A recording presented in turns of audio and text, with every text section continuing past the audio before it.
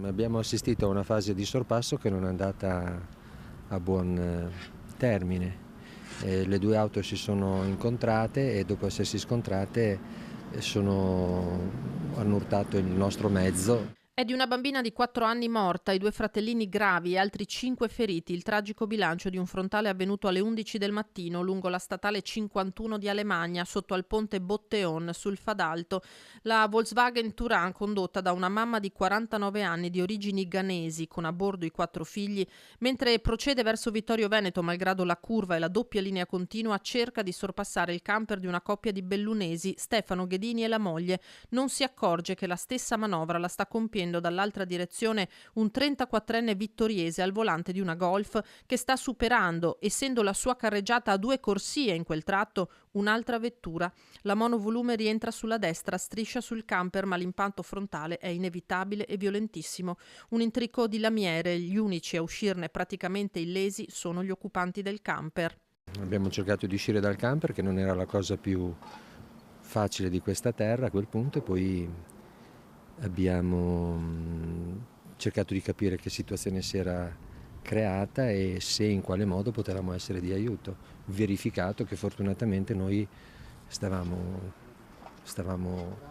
non avevamo subito, diciamo così, dei danni dall'impatto, ecco. Immediata la chiamata ai soccorritori, i vigili del fuoco accorsi da Vittorio Veneto e Conegliano estraggono dalle lamiere 5 persone, mentre sul posto atterrano gli elicotteri del SUEM di Treviso e Belluno. Malgrado i lunghi tentativi di rianimazione, non ce la fa la più piccola degli occupanti della monovolume, Afra Occhiere, 4 anni appena, residente con la famiglia a Belluno, in via Meassa.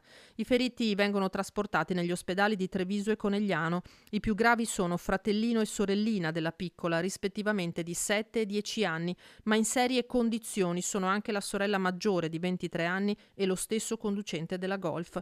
La statale è rimasta chiusa in entrambe le direzioni, la polizia locale ha eseguito rilievi e preso a verbale i testimoni. Infine, il difficile compito di comunicare la notizia al padre della famiglia ghanese attualmente in Belgio. Sul posto anche soccorso stradale e operatori dell'ANAS, sguardi turbati di fronte all'ennesimo mortale che coinvolge questa volta dei bambini. Noi siamo profondamente addolorati per questo incidente, per questo grave incidente che è avvenuto nel Fadalto.